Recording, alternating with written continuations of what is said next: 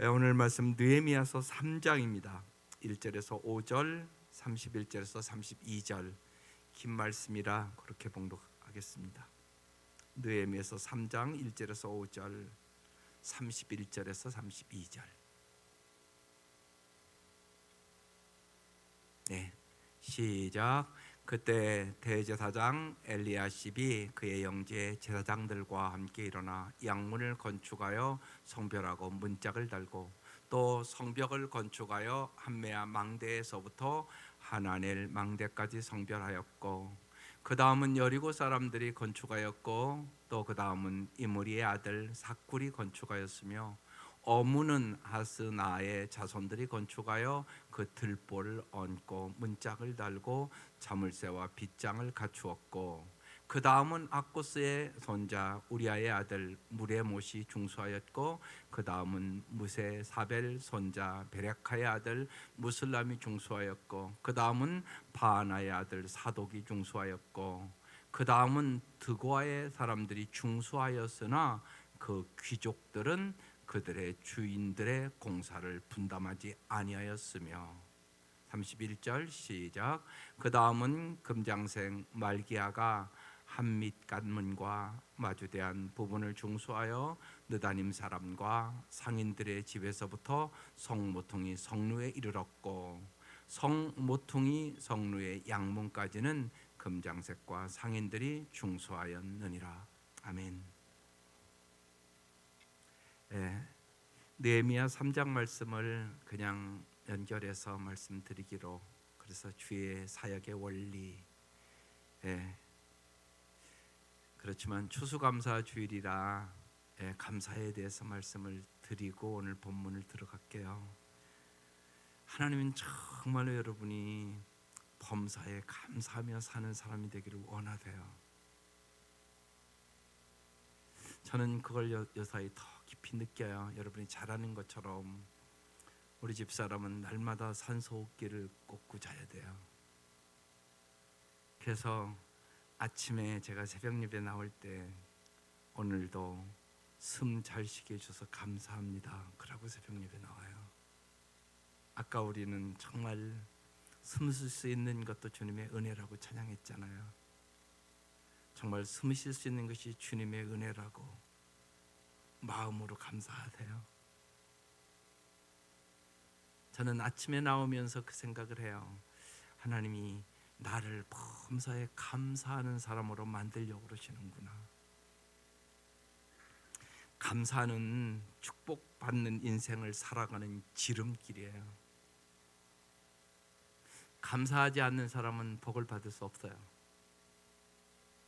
그래서 감사는 행복의 저수지예요. 그런데요, 온갖 상황들이 우리를 감사하지 못하도록 방해해요. 특별히 마귀가 집중적으로 방해해요. 여러분, 감사하지 못하는 이유가 무엇일까요? 첫째는요, 상처와 과거의 고통이 클 때 감사하는 인생이 안 돼요. 또한 심각한 성격 장애가 있을 때 감사할 수가 없어요. 또한 감성 결핍 장애를 지니고 있을 때 감사하는 마음을 가질 수가 없어요. 오늘 특별히 감사에 대해서 비성격적인 인식을 가질 때 감사할 수 없어요. 그래서 주보안면 자세히 썼어요. 꼭 읽어보세요.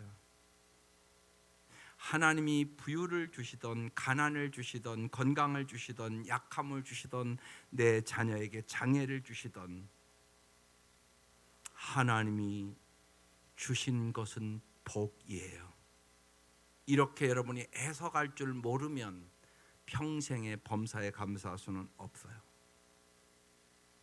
이 말씀을 반드시 깨달아야 돼요. 그래서 주보안면에 실었으니까 잘 집에 가서 깊이 읽어보고 기도하세요. 성경은 우리가 데살로니가 전서 5장 16절 18절 다 아실 거예요. 또 우리 성도들 제가 첫 신방할 때 그 액자 들고 가요. 항상 기뻐하라. 같이 읽을게요. 시작. 항상 기뻐하라. 쉬지 말고 기도하라. 범사에 감사하라. 이것이 그리스도 예수 안에서 너희를 향하신 하나님의 뜻이니라. 정말 하나님의 뜻대로 살면 기쁨과 기도와 감사로 가장 행복하게 살 수 있다는 말씀이에요. 이것은 하나님이 주신 것을 복으로 받아들인 사람만이 가능한 거예요. 이런 깊은 뜻이 있어요. 이때 우리는 정말 자족하고 만족하는 삶, 그리고 주님이 주시는 평안의 삶, 그리고 자존감이 정말로 높아지는 삶을 살아갈 수 있거든요. 그래서 하나님이 주신 것은 모두가 복임을 믿으시기를 바라요. 이게 믿음이에요. 우리는 믿음으로 세상을 이겨요. 그 다음에요, 욕심이 마음을 지배하면 감사가 사라져 버려요. 또한 염려와 근심, 걱정이 많으면 감사가 안 돼요. 하나님은 불평을 감사와 찬송으로 바꾸시는 분이세요. 그래서 하나님을 바라보라고 얘기하는 거예요. 하나님의 음성을 들으라고 말씀하시는 거예요. 하나님을 진짜 사랑하라고 말씀하시는 거예요. 하나님을 사랑하는 자 그 뜻대로 부르심을 받은 자들에게는 모든 것이 합력하여 선을 이룰 날이 반드시 오기 때문에 그래요. 그래서 범사에 감사하시게 되는 거죠. 마태복음 11장 28절 30절 여러분 매주 온 한 해 동안 예배 시작하면 부른 찬송의 말씀이에요. 한번 같이 읽어볼게요. 시작. 수고하고 무거운 짐진 자들아 다 내게로 오라. 내가 너희를 쉬게 하리라. 나는 마음이 온유하고 겸손하니 나의 멍에를 메고 내게 배우라. 그리하면 너의 마음이 쉼을 얻으리니. 이 세상에서 예수님께 와서 쉬기만 하고 예수님의 멍에는 매지 않으려고 하는 그리스도인들이 너무 많아요. 이 말씀을 잘 보세요. 그러나 우리가 예수님께 와서 짐을 내려놓을 뿐만이 아니라 예수님의 멍에를 낼 때에도 우리에게 힘을 주시겠다고 약속한 말씀이에요. 나의 멍에를 메고 내게 배우라. 그리하면 너의 마음이 힘을 얻으리라고 써 있잖아요.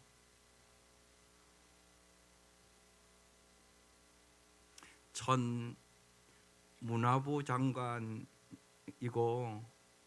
이제 였던 고 이어령 교수 이제 돌아가셨잖아요. 그분의 딸 고 이민아 목사님이 계세요.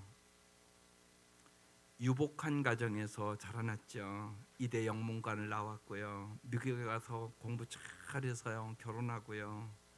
그리고 미국 LA 지역 검사를 여기만 정말 능력 있는 실력 있는 여성이었어요. 근데 그녀의 삶에 이혼이 찾아오고요. 암이 걸리게 되고요. 실명 위기를 만나게 되고요. 첫 아이는 죽었어요. 꼬리에 꼬리를 물고 고난이 이어졌죠. 그때 그 고 이미나 이어령 교수님 딸이 인터뷰한 내용이에요. 저는 지금 위암 말기 환자입니다. 그러나 제 마음에는 차고 넘치는 평강이 있습니다. 설사 내일 죽는다 해도 제 영에 가득 찬 사랑과 믿음을 여러분과 나누고 싶습니다. 남은 삶의 한순간까지 감사하고 감사합니다. 제게 고난을 허락해 주신 것에 감사합니다. 왜 이렇게 나에게 고통을 주나? 왜 내 다리를 이렇게 부러뜨리나? 하며 원망도 했지만 그렇게라도 나를 악에서 구해내고 나를 여기까지 업고 와주신 주님께 감사하고 감사합니다. 예수님이 나의 멍에는 절대로 힘든 멍에가 아니라고 하셨습니다. 서로 사랑하기 때문에 그 사람이 무엇을 원하든지 그 사람이 가장 기뻐하는 것이 무엇인지를 알게 됩니다. 사랑하는 사람을 위하여 하는 행동은 무겁지가 않습니다. 하나님의 계명이 여러분에게 가벼워지기를 원합니다.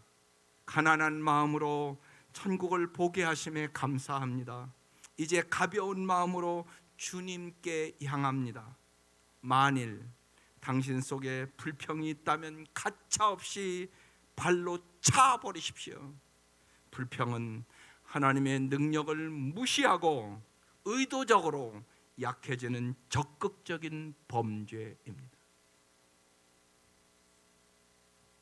여러분 기억하셔야 됩니다. 성도에게 불평은, 띄워져 보실래요? 여러분 마음에 새기라고 띄우는 겁니다. 같이 읽어보겠습니다. 시작.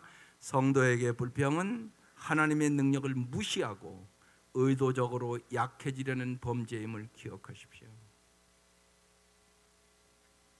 오늘 당신에게 주어진 멍에를 정말 이 추수감사절 아침에 주님 앞에 맡기고 또한 그것을 감사함으로 받을 수 있습니까? 감사함으로 받으시고 감사의 기적을 경험하는 우리 성도들이 될 수 있기를 주의 이름으로 축원합니다. 그래서 감사절 지키는 겁니다. 느헤미야 3장은 누가 성을 건축하였으며 누가 문을 달고 누가 성벽을 쌓았는지 그런 이야기일 뿐, 여러분이 읽어보면 별로 은혜가 안 되는 것 같은, 깨닫는 게 없는 그런 본문입니다. 그러나 우리가 성경을 접근하고 성경을 이해하는 데 중요한 원칙 하나가 있습니다. 그것이 로마서 15장 4절 말씀입니다. 같이 읽어보겠습니다. 시작. 무엇이든지 전에 기록한 것은 우리에게 교훈을 주려고 한 것이며 성경이 주는 인내와 위로로서 우리로 하여금 소망을 가지게 하려 한 것입니다. 구약의 모든 말씀은 신약에 살고 있는 우리 모두를 위한 교훈으로 기록되었다는 것입니다. 느헤미야는 예루살렘 거민들과 함께 예루살렘 성을 중건합니다. 그들은 예루살렘의 성을 쌓는 일을 단순히 성을 건축하는 하나의 작업이라고 이해하지 않고 하나님의 일이다 이렇게 이해합니다. 여러분, 하나님의 일이란 무엇을 말합니까? 여러분, 어떤 것을 하나님의 일이라고 생각하세요? 정말 많은 분들이 하나님의 일이라고 하면 그냥 교회 와서 예배드리고 전도하고 봉사하는 일이라고 생각을 합니다. 그런데 오늘 여기 본문에서 이스라엘 백성들은 예루살렘 성벽을 쌓는 일을 하나님의 일이라고 생각하고 있는 겁니다. 성전 건축이 아니라 성을 지금 건축하고 있는 겁니다. 성경 말씀에 의하면 우리가 하는 모든 일이 다 하나님의 일입니다. 성경 읽고 기도하고 교회 안에서 하는 일만 하나님의 일이 아니라 여러분의 직장에서 하는 일도 하나님의 일입니다. 주부가 오늘 설거지한 것도 하나님의 일입니다. 여러분이 밥하는 것도 하나님의 일이십니다. 어떻게 해야 될까요? 고린도서 3장 23절에 써놨습니다. 사업 예배를 드리러 갈 때 제가 꼭 이 액자 드리고 가서 말씀드립니다. 같이 읽어보겠습니다. 시작. 무슨 일을 하든지 사람에게 하듯이 하지 말고 주님께 하듯이 진심으로 하십시오. 여러분, 우리가 이렇게 살아야 하나님의 나라가 확장되지 않겠습니까? 여러분, 이렇게 하면 여러분의 가정의 역사가 일어나지 않겠습니까? 죽게 하듯 남편에게, 죽게 하듯 아내에게, 죽게 하듯 자녀에게, 아마 이렇게 살면 역사가 다 일어날 것이에요. 여러분의 가정에. 아멘입니까? 아멘이죠. 근데 이 말씀을 생각을 안 하고 살아가는 것이에요.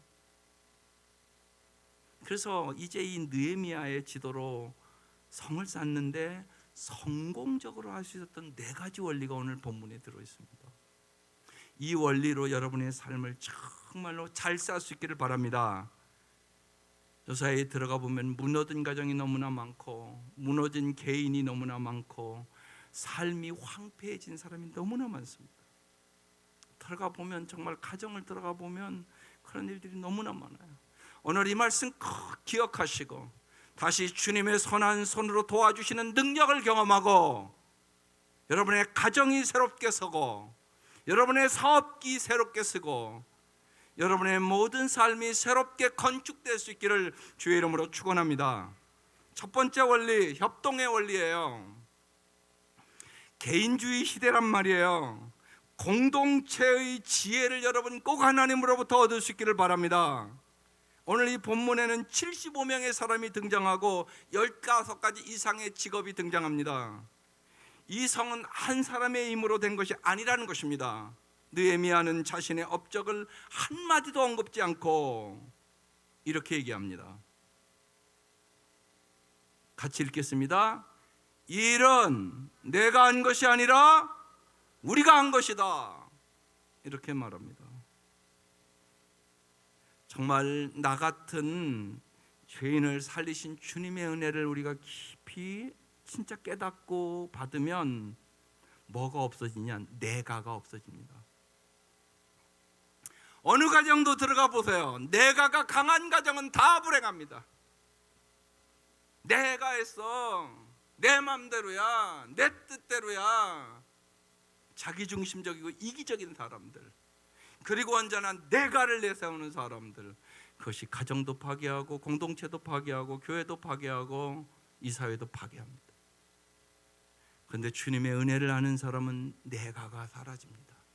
언제나 주가입니다. 주님이 하셨습니다.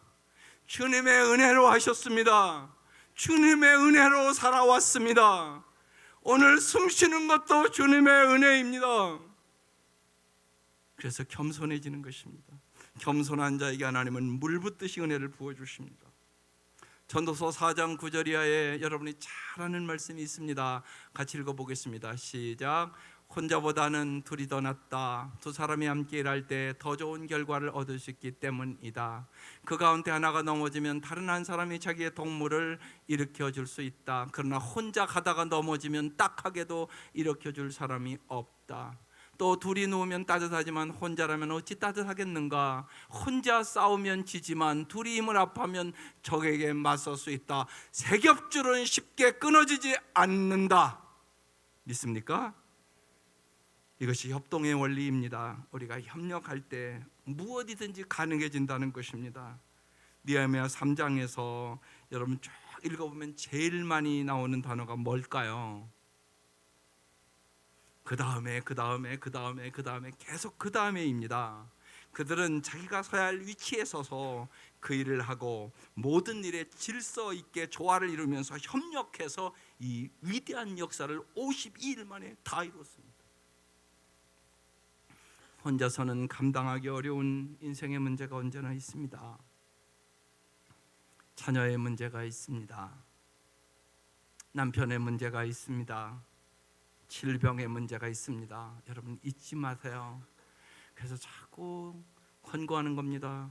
목장에 가서 그 기도 제목을 내놓고 함께 기도하세요. 당신은 혼자 이길 수 없습니다. 하나님 우리를 그렇게 만들지를 않으셨어요. 빨리 결단을 하세요. 우리 성도들 같이 모여서 세 겹줄은 끊어지지 않아요.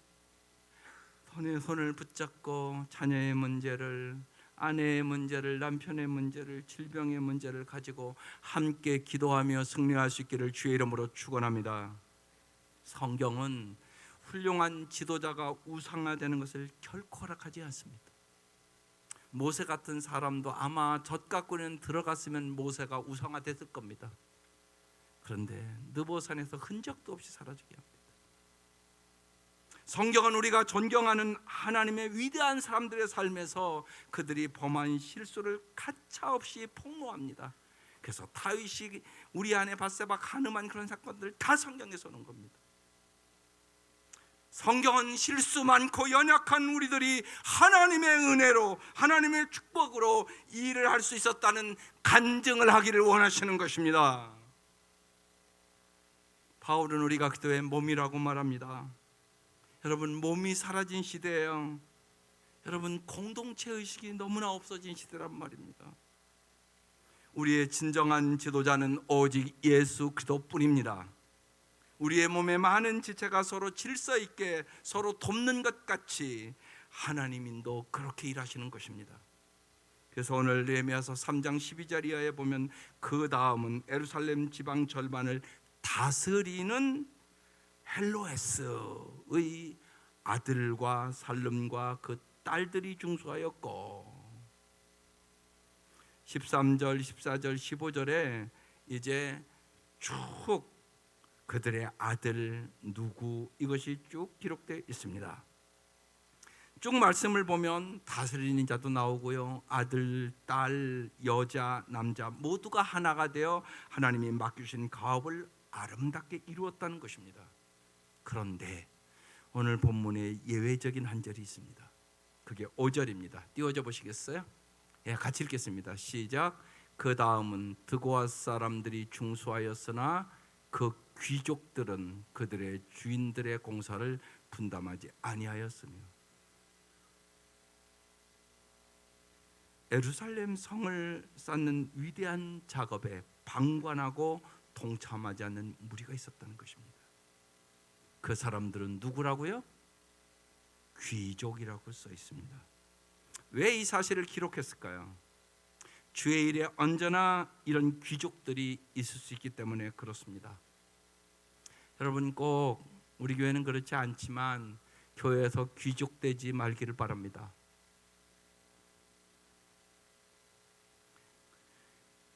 직분은 계급이 아닙니다. 직분은 왜 받습니까? 섬기라고 받는 것입니다. 섬기는 것이 진짜 으뜸이 되는 비결이라고 예수님이 십자가에서 우리에게 가르쳐 주셨기 때문에 그렇습니다. 그래서 여러분, 교회에서 정말 저는 그런 생각을 합니다. 뭐 사찰이나 쓰고 뭐 그러면 훨씬 편하죠, 여러 가지. 그런데 제 생각은 그래. 우리 집인데, 우리 교회고 성전인데 성도들이 할 일이 있지. 그냥 사찰 집사님한테 다 맡기고 나는 그냥 교회 와서 예배만 드리고 가냐? 언제 성경에 교회를 그냥 예배만 드리고 가라고 써 있습니까? 교회는 그도의 몸이라고 써 있습니다. 몸은 손의 역할이 있고, 눈의 역할이 있고, 입의 역할이 있고, 귀의 역할이 있고, 다 역할이 있습니다. 이 역할을 해나가셔야 되는 것입니다. 직분을 받을수록 여러분, 험한 일, 주차하는 일, 뭐 화장실 청소하는 일, 그런 굳은 일들을 하는 것입니다. 가정에서도 가장 굳은 일 누가 합니까? 엄마가 다 합니다. 그것이 올바른 가치관을 가진 교회의 공동체의 모습인 겁니다. 그래서 세상 사람들이 와서 볼 때 아름다운 겁니다. 그래서 교회는 돈 많은 사람이 최고가 아닙니다. 권력 있는 사람이 최고가 아닙니다. 세상적으로 잘 빠진 사람이 최고가 아니올지다. 섬기는 사람이 최고입니다. 그래서 정말 오늘 이 말씀에 의지해서 교회의 귀족이 되지 않을 수 있기를 주의 이름으로 축원합니다. 우리는 다 연약하여 실수를 잘합니다. 그러나 하나님의 맡기신 일에 언제나 하나가 되어 협동의 원리를 가지고 하나님의 일을 하는 복된 성도들이 되시기를 바랍니다. 정말로 이제 저는 그렇게 생각합니다. 이제 우리 60이 넘으신 우리 성도들의 세대는 이 교회를 정말 외적으로 성전을 건축하고 여러 가지로 많이 수고하신 분들입니다. 그러나 우리는 이제 그 시대를 살아가는 게 아닙니다. 다음 시대를 살아가는 것입니다. 10년 후에 우리의 자녀들의 세대를 봐야 된단 말입니다. 그들을 위하여 다니엘처럼 기도하셔야 합니다. 그래서 오늘 저녁도 여러분 피곤하셔도 많이 와주셔서 청년들을 위하여 기도해 주시기를 바랍니다. 나는 도저히 시간이 안 된다 그러면 간식이라도 사주시기를 바랍니다. 왜 아만이 없지? 여러분 그거라도 해야지, 시간이 없으면. 근데 청년들이 그럴 때 얼마나 힘을 얻는지 몰라요. 엊그제 간식 먹으라고 좀 줬더니요, 목사님 감사합니다, 목사님 막 청년들이 막 금방 올라와요. 제가 힘나대요. 아멘, 감사. 제가 힘을 얻어요. 청년들이 그렇습니다. 여러분 꼭 다음 세대를 위하여 시간과 물질로 그 아이들을 격려하고 오늘 저녁 보여줄 수 있기를 주의 이름으로 축원합니다. 그래서 우리 청년들 반드시 세워줘야 합니다. 그들이 이 교회를 이끌어갈 청년들이란 말입니다. 협동의 원리로 살아가시기를 바랍니다. 두 번째, 은사의 원리입니다. 오늘 1절에 그때 대제사장 엘리야십이 그의 형제 제사장들과 함께 일어나 양문을 건축하여 성벽하고 문짝을 달고 또 성벽을 건축하여 함대와 망대에서부터 하나네 망대까지 성별했고, 대제사장들이 양문을 건축했어요.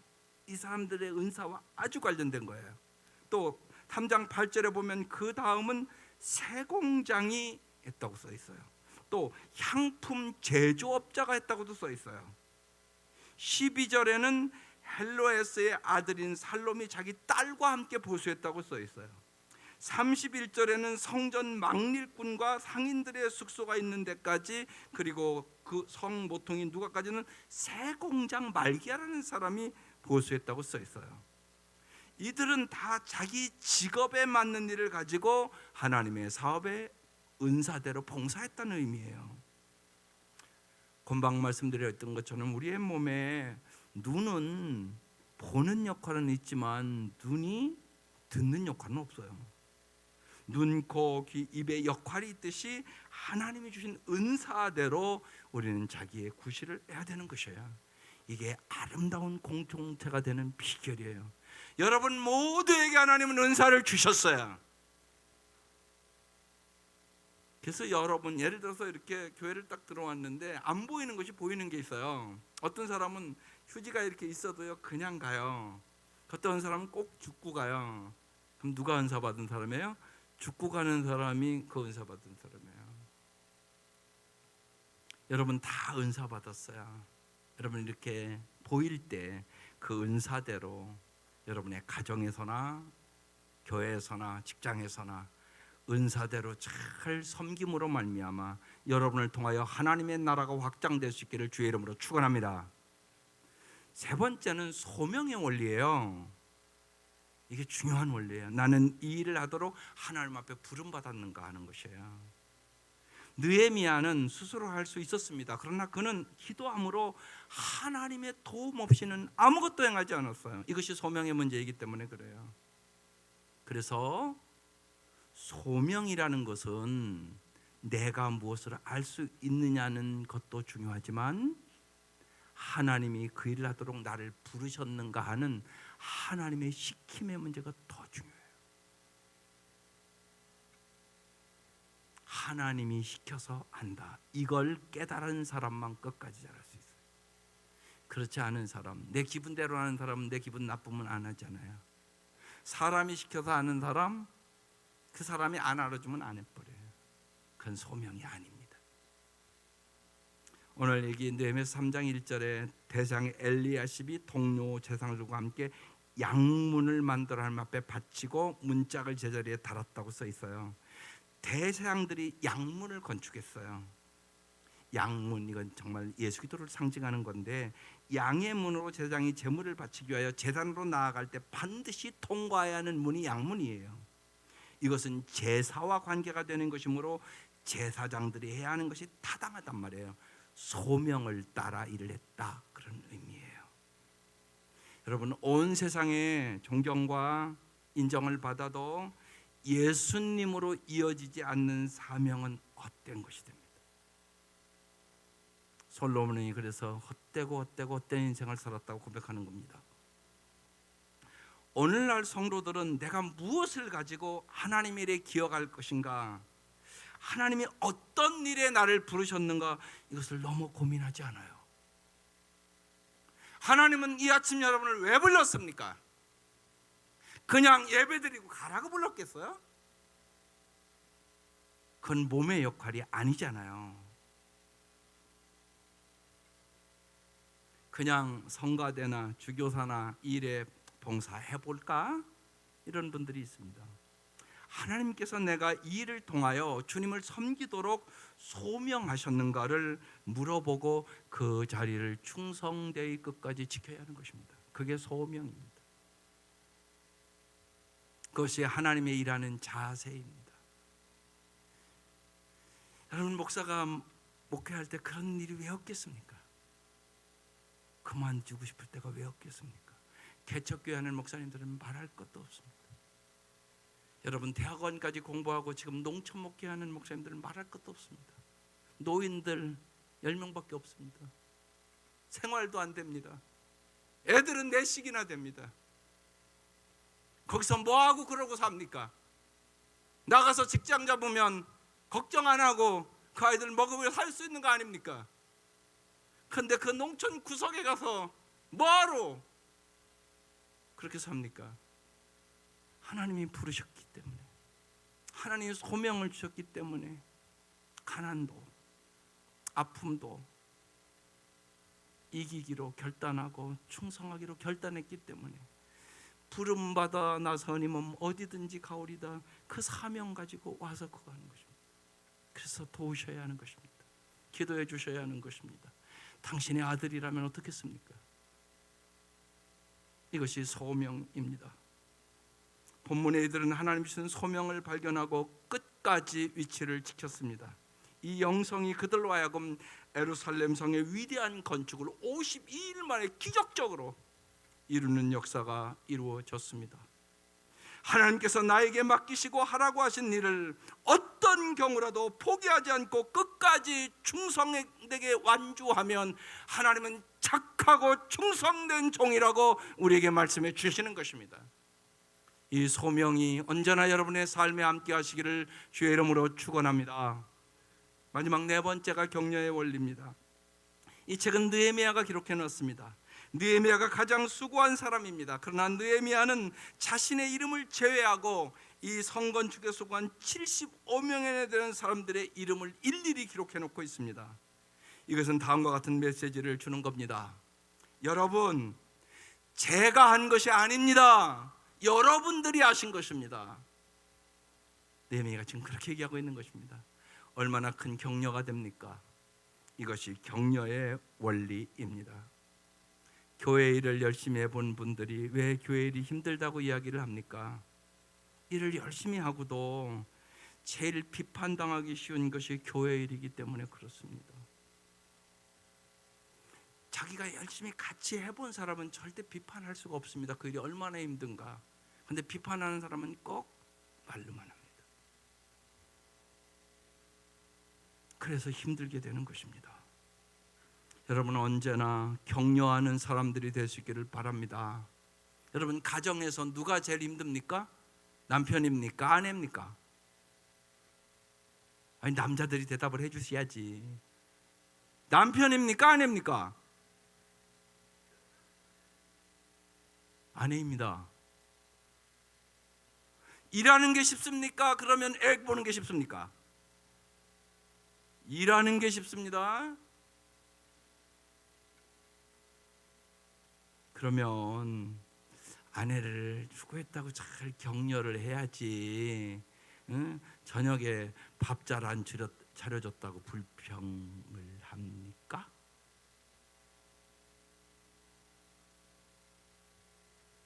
여러분, 쉬운 얘기로 이런 것들이에요. 한 사람 한 사람을 느헤미야는 기록하면서 격려합니다. 그리고 한 사람을 특별히 더 취급합니다. 20절에 이런 말씀이 있습니다. 그 다음은 삼배의 아들 바룩이 한 부분을 힘써 중수하여 성 구비에서부터 대제사장 엘리야십의 진문에 이르렀고 그랬습니다. 보통 사람들은 이랬고 사람은 이랬고 이렇게 기록했는데 이 바룩이라는 사람은 힘써 이랬다고 기록하고 있습니다. 모든 사람이 수고했지만 그 중에서 특별히 많이 희생한 바룩을 기억하기 원해서 힘써 중수했다고 써놓은 것입니다. 여러분, 힘써 일하는 사람들 가정에서도 직장에서도 여러분 잘 격려하시기를 바랍니다. 우리 인간에게는 따뜻한 격려가 누구에게나 필요합니다. 아무런 보상과 대가를 바라지 않고 주님을 위하여 열심히 일할 분들이 많이 있습니다. 그럼에도 불구하고 사람에게는 격려가 필요합니다. 말없이 수고한 분들을 격려할 수 있기를 바랍니다. 여러분, 가정에서도 언제나 격려하며 살아가는 부부와 자녀들 될 수 있기를 주의 이름으로 축원합니다. 가정에서는 아내를, 남편을 서로 참 많이 수고했다고 격려하시기를 바랍니다. 한 주 동안 연구한 게 있습니다. 가장 돈이 되는 말이 무엇입니까? 가장 돈이 되는 말이 무엇일까요? 아십니까?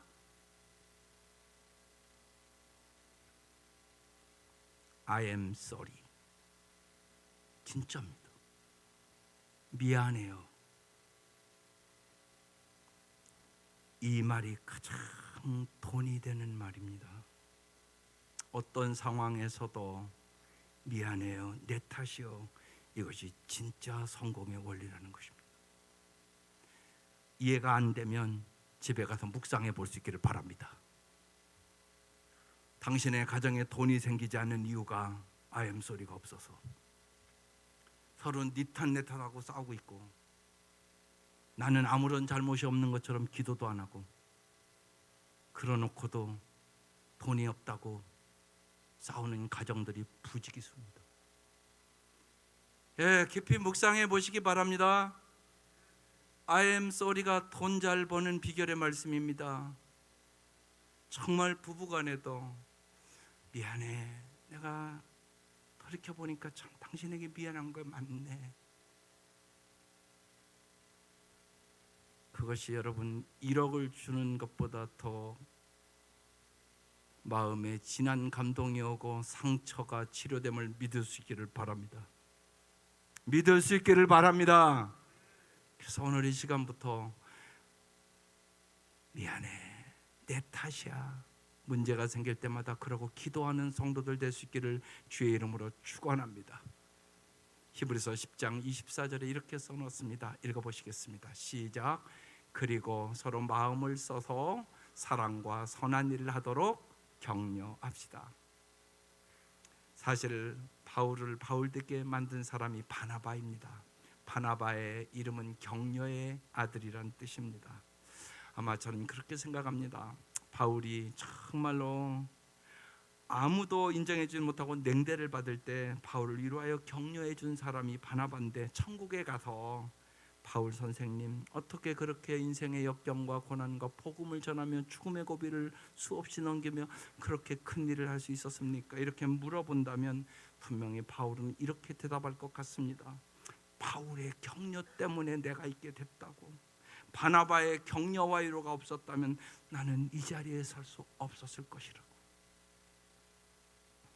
사랑하는 성도 여러분, 이스라엘 백성들이 참 예루살렘 성이 다 횡패된 이때 하나님의 도우심으로 4가지 원리를 갖고 이것을 이룬 겁니다. 협동하고 은사를 서로 발휘하고 소명의식을 가지고 이들은 격려하며 52일 만에 기적적인, 일어날 수 없는 일입니다. 이 일이 하나님의 도우심 속에 일어났습니다. 이 역사가 여러분의 삶 속에서 일어나시기를 바랍니다. 오늘 우리는 정말로 어떤 태도로 주님의 일에 동참하십니까? 주님은 우리가 구경꾼이 아니라 동참자가 되기를 원하십니다. 여러분, 오늘 이 말씀을 꼭 여러분의 마음에 새기고 가정에서나 교회에서나 직장에서나 여러분의 삶 속에서 여러분 기억하며 이 하나님의 원리대로 살아가시기를 바랍니다. 주님께서 놀라운 역사들을 이루어 주실 것입니다. C.T. 스터더 선교사가 한 유명한 말을 저는 언제나 기억합니다. 정말 이 추수감사 주일에 나 같은 죄인을 사신 주님의 은혜를 깊이 생각해야만 우리의 가슴 속에서 진정한 감사가 나올 수 있기 때문에 그렇습니다. 예수 그리스도께서 하나님이시고 나를 위하여 정말로 십자가에 죽으셨다면 그분을 위해 드리는 나의 어떤 희생도 큰 것이 아닙니다. 예수님을 위해서라면 어떤 희생도 기꺼이 치르겠습니다. 주님의 십자가의 은혜와 사랑을, 나 같은 죄인을 살려준 그 은혜를 기억하시면서 정말로 우리 온 성도들이 범사에 감사하는 사람이 되시기를 바랍니다. 정말 여러분의 가정에서 이 말씀의 원리들이 능력으로 임할 수 있기를 주의 이름으로 축원합니다. 기도드리겠습니다.